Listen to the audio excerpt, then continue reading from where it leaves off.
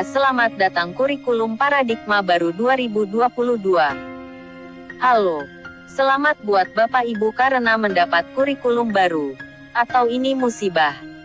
Jangan negatif thinking dulu.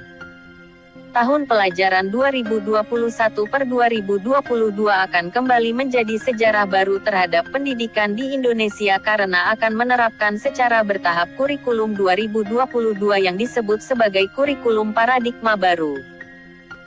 Untuk diketahui kurikulum ini akan mulai diterapkan secara bertahap dan terbatas melalui program unggulan Mas Menteri yakni program sekolah penggerak dan secara bertahap akan dilaksanakan di seluruh sekolah yang ada di seantero Indonesia. Guru wajib tahu istilah-istilah yang akan digunakan dalam kurikulum paradigma baru yang merupakan hasil penelitian yang dilakukan oleh Kementerian Pendidikan, Kebudayaan, Riset dan Teknologi yang digunakan pada kurikulum baru ini. Paling tidak jangan sampai guru atau pemerhati pendidikan, dinas pendidikan, gak tahu istilah yang digunakan dalam kurikulum baru ini. Oke, kita langsung saja bahas satu persatu perubahan-perubahan istilah dan konsep pelaksanaannya. Struktur kurikulum dan profil pelajar Pancasila dijadikan sebagai ruh utama dalam pengembangan kurikulum ini. Mulai dari standar isi, standar proses dan standar penilaian maupun struktur kurikulum, capaian pembelajaran, prinsip pembelajaran dan asesmen pembelajaran. Bagian umum dan pertama dari kurikulum paradigma baru terdiri dari unsur kegiatan intrakurikuler berupa kegiatan pembelajaran tatap muka dengan guru dan kegiatan proyek.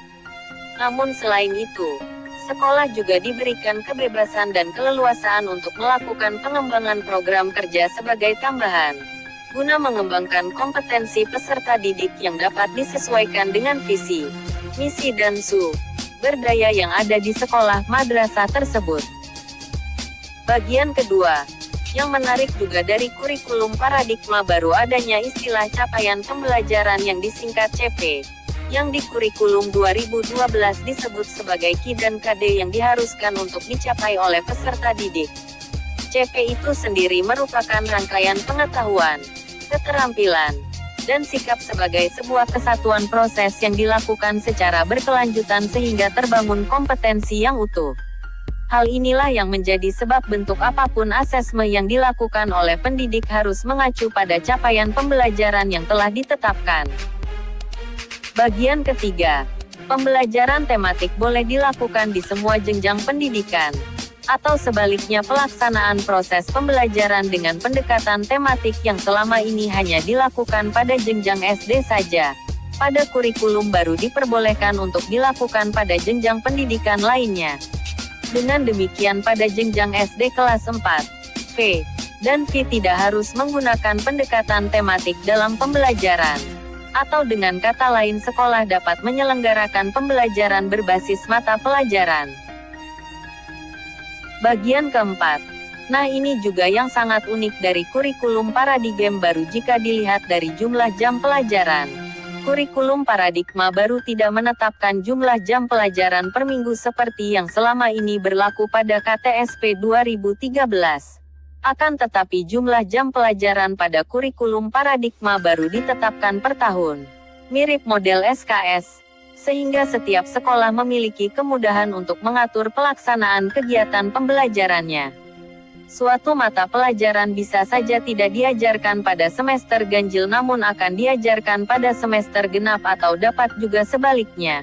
Misalnya mata pelajaran IPA di kelas 8 hanya diajarkan pada semester ganjil saja. Sepanjang jam pelajaran per tahunnya terpenuhi maka tidak menjadi persoalan dan dapat dibenarkan. Biasa untuk mensiasati jika sekolah kekurangan guru dan belum dapat guru pengganti kayaknya ini.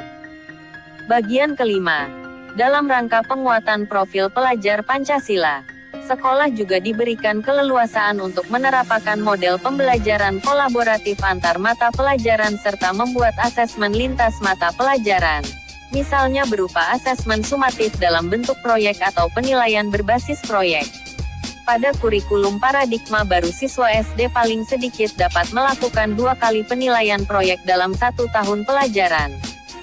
Sedangkan siswa SMP, SMA-SMK setidaknya dapat melaksanakan 3 kali penilaian proyek dalam 1 tahun pelajaran.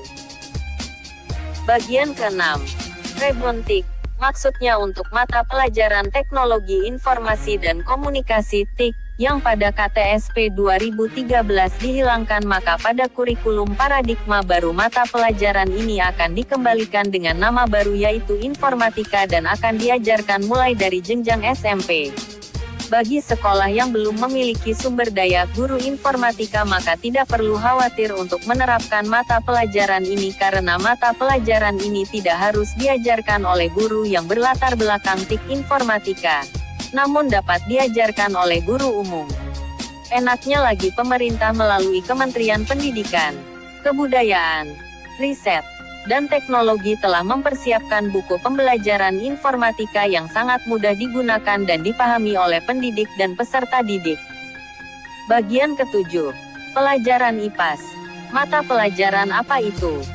Sebagaimana diketahui untuk mata pelajaran IPA dan IPS pada jenjang sekolah dasar kelas 4, P, dan V yang selama ini berdiri sendiri.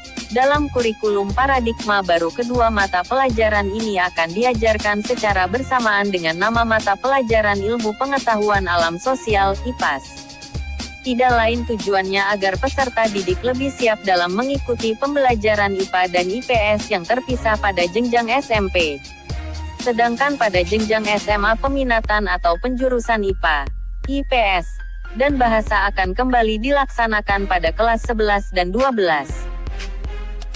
Nah, demikianlah gambaran sekilar kurikulum paradigma baru 2022 yang wajib guru ketahui, agar kita bisa mempersiapkan segala sesuatunya sebelum hal ini benar-benar sudah diresmikan dan dilaksanakan di sekolah kita. Atau ini sebatas tren, ganti menteri ganti kurikulum. Silakan sobat cermati sendiri.